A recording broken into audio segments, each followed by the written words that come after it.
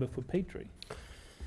Well, Mr Deputy Speaker, it's great to be able to rise today, and it gives me great pleasure to speak on the Treasury Laws Amendment Reducing Pressure on Housing Affordability Measures No. 1 Bill 2017 and the First Home Super Savers Bill 2017.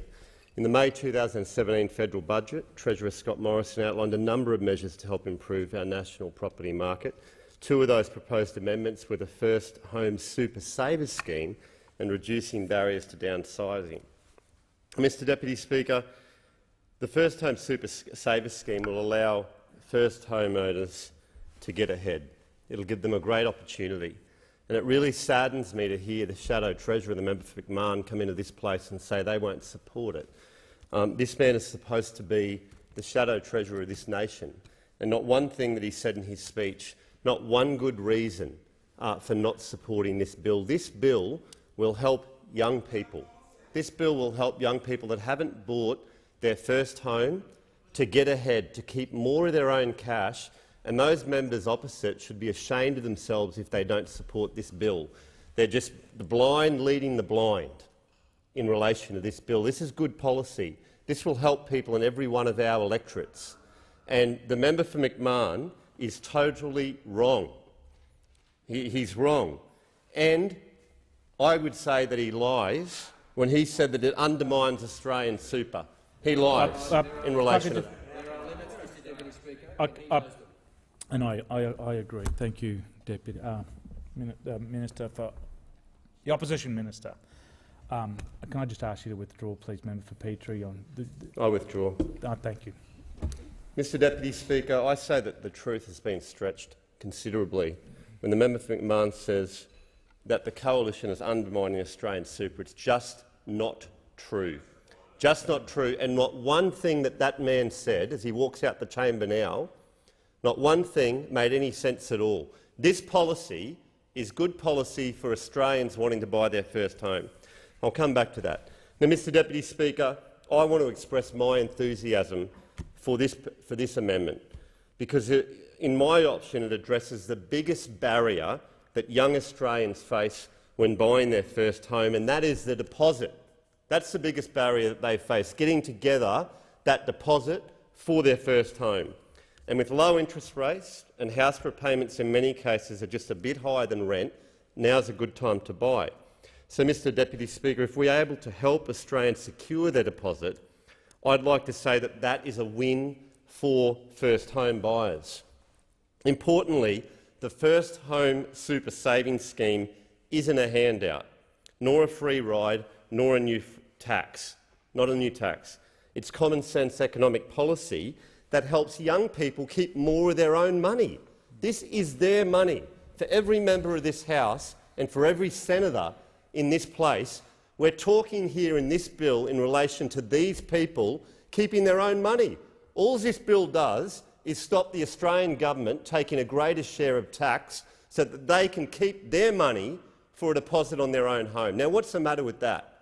What's the matter with that? There's nothing the matter with that. It's good policy. It'll help young people in my electorate of Petrie and at Oxley and right around this country.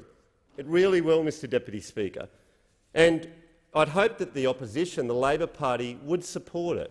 Really disappointing that the Shadow Treasurer isn't.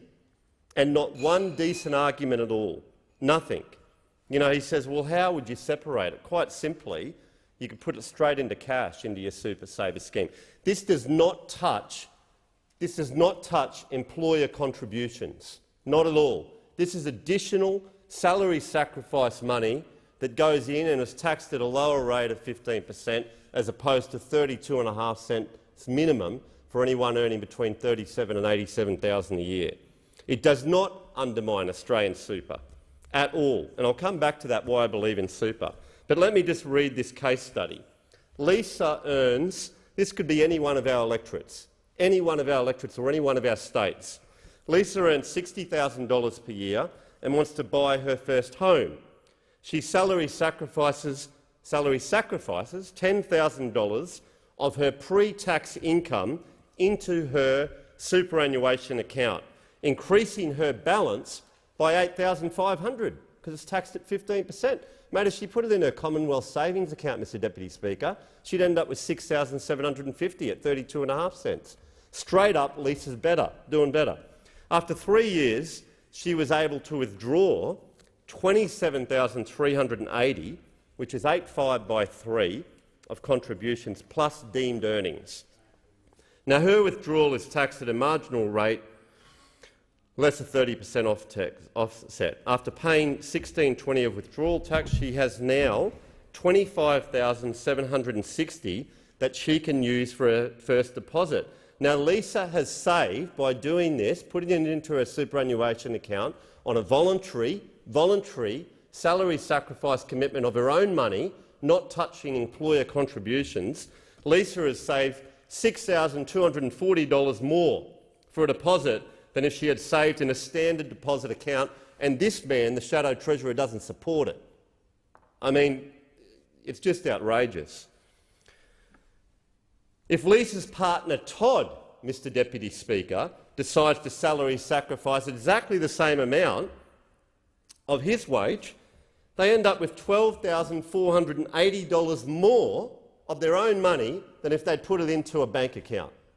And this man doesn't support it, and we're going to hear from every one of these Labor members that get up that won't offer this to people in their electorates.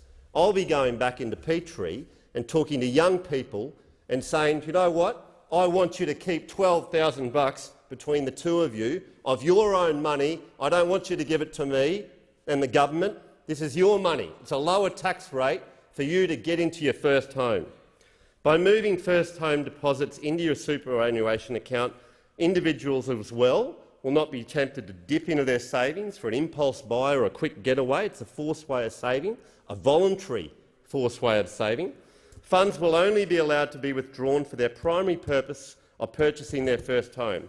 So it's a great voluntary scheme by forcing those who want to save for a deposit to do so. Now, there is a concern that the average age of first home ownership is increasing, but I think we also have to correlate this data with having a partner for many people and getting married for many people at a later time. Now, my mum and dad got married when they were 21 and 19, so they'd bought their home very young. I didn't get married till I was 27, I did it a bit older.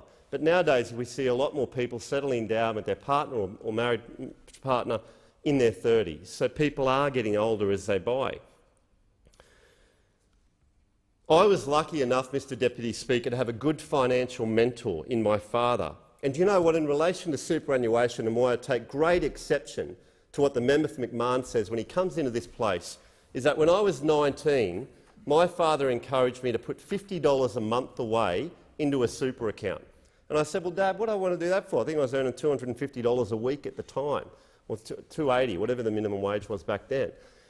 And he encouraged me to put $50 a month away, and I thought, oh, right, I was living at home. I thought, OK, let's do it. But the point is that, you know, I had $600 a year extra in my super, and after 10 years I had another $6,000 plus compound interest.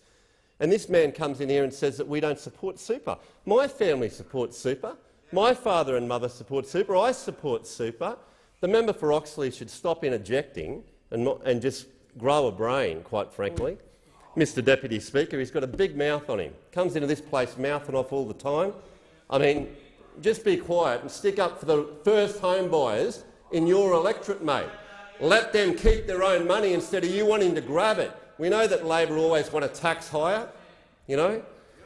Now, Mr Deputy Speaker, I recently did a Facebook video with Steph from Ubiquitous Realty, who was a young woman in my electorate, bought her first home at 21, she's now 27.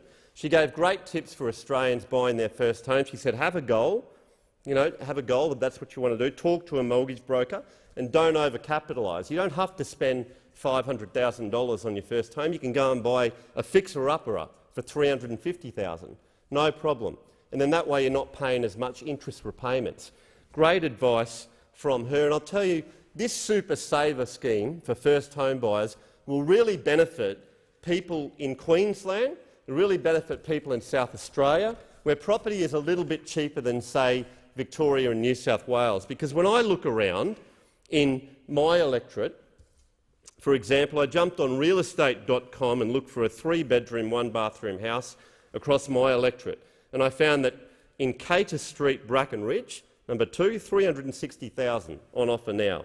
13 Camelville Street, Griffin, 389,000. 557 Anzac Avenue, Rothwell, 319,000. 19 Knights Terrace, Margate, 360,000. 2 Cornwall Street, Deception Bay, 299,000. Sold, mate, if you're a first home buyer, 299,000, and this scheme will give a young couple $12,000 between the two of them, additional money over 3 years that would normally be given to the federal government. All we're doing is allowing them to keep it in their own pocket and get that deposit together. And I say that we're mugs if we don't support this. If members of parliament and senators don't support it, they're mugs, because quite frankly we're allowing first homeowners to get ahead. It does not dip into their superannuation savings that employers contribute, their 9.5% or whatever it is that employers contribute. And it can be put into cash, so it's separate and it's there ready to be used when they want it. And we're not the only ones saying that this will benefit. I talked about Steph from Ubiquitous Real Estate, but Andrew Rebelt from Realway Property in Redcliffe also said it's a great idea. Core Logic, a financial services company, said first home buyers will be better off with First Home Super Saver Scheme.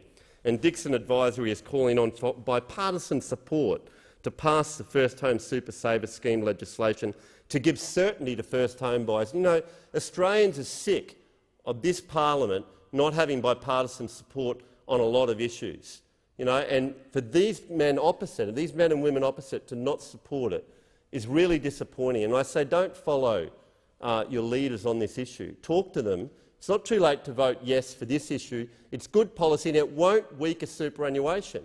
It won't weaken industry super funds or any type of superannuation. It will benefit and it'll give people a leg up. Now, I say to those opposites, I'm not going to criticise their policies. They want to reduce negative gear and everything else, which I think will actually encourage more people to positively gear, and will push up rents for those that can least afford it in places like Deception Bay. But I say, that's fine, you can implement that policy, but don't stop this one that gives people a leg up now to get a deposit for their first home. And it just shows that this shadow treasurer, you know, is really just playing politics on this issue. Very, very disappointing. Now, I'll quickly touch as well, Mr Deputy Speaker, on the government's proposed reducing barriers to downsizing scheme. It'll help free up larger homes for more growing families. They might not be first home buyers, they may be families getting into their second or third home if they've moved.